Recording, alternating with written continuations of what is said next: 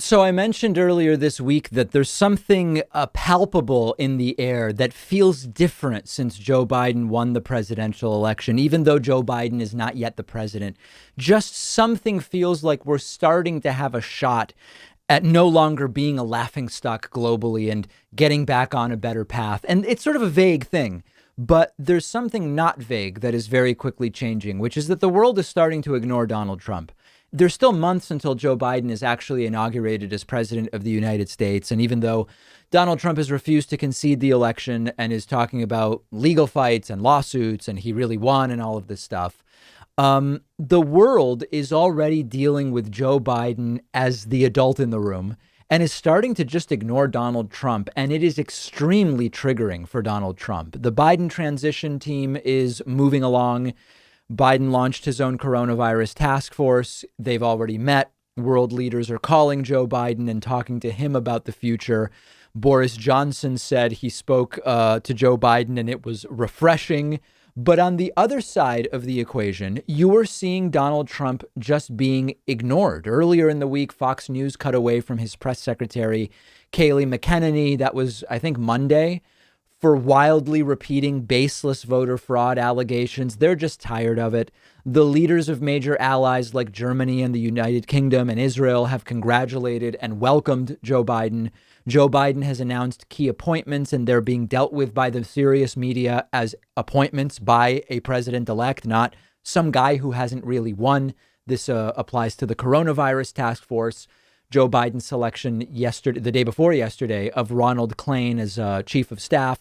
So this is not the world that Trump wants to be real, but it is real. And media outlets are covering it. World leaders are now dealing with Biden. Many Trump staffers are privately saying the entire contesting the election thing is pointless. Courts have so far found all of Donald Trump's various legal challenges to be completely spurious and without merit. And social media platforms are also more aggressively flagging Donald Trump's completely unhinged posts as election-related misinformation. Look at newspapers around the world. After reporting the election results, newspapers have moved on from Trump. Newspapers around the world are discussing Joe Biden's possible cabinet, Joe Biden's possible foreign policy. How would a Joe Biden presidency affect our relationship, meaning these other countries' relationships with the United States? And the contrast is just stunning. Trump is tweeting that he won stuff and suing people, while Joe Biden announces policy, advisors, staffers, and more. Trump tweets bogus voter fraud conspiracy theories. Meanwhile, Biden's holding a coronavirus task force meeting. So let's keep the focus on moving forward. Let's not indulge the possibility that there will be any other outcome. But at the same time, let's remember that there are, 71, 72 million people that voted for Donald Trump. Many of them like to moonlight as militia members. Many could spill out into the streets if this continues. And what we have to hope for as Trump fires people and has who knows what up his sleeve, if anything, we have to hope that our institutions are more solid than a few people that Trump is moving around during the transition. And once we get past it, and it's over, unless Trump runs in 2024. But we're not even dealing with that right now. So again, Trump threatening to leave the country if he loses, saying it's rigged, filing lawsuits, firing dissidents, or even people not completely on board with what he says. These are all actions that around the world we've seen done by some pretty bad people over the last 100+ years. But in the end, Trump is going to go. Now, one other thing. Donald Trump has not been taken totally seriously by the media and leaders of many countries his entire presidency. Folks who never look at foreign coverage of Trump may not know this, but Donald Trump was not taken seriously by the newspapers and media outlets of many countries. Trump has been ignored now for years in many areas, climate and others. Trump has been one of the least covered U.S. presidents in Europe in a long time because he's been a joke. So for some countries, it's not that they're talking about Biden instead of Trump. They just weren't talking about Trump. They're going back to talking about an American president as someone that they can work with, as someone that they can actually deal with in a reasonable way.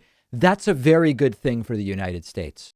If you love feeding your intellectual curiosity, but you're always struggling to find the time, check out one of my all-time favorite apps called Blinkist. Blinkist lets you consume an entire book on your way home from work.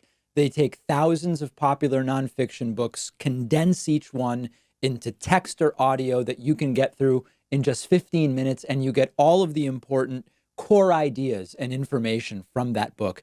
It's perfect if you don't have enough time to do all the reading you want to do, or if you just want to sample a book before you buy the entire thing. I recently read A Brief History of Time, of course, by the great Stephen Hawking. This is a book that I have been aware of for so long, and other things got in the way, and it was fantastic to check it out on Blinkist. Blinkist has books on politics, philosophy, science. They have 27 different nonfiction categories, and a subscription is only about $8 a month, and you get the entire library. But you can try it totally free and get 25% off a subscription when you go to Blinkist.com/Pakman. I've put the link right underneath this video.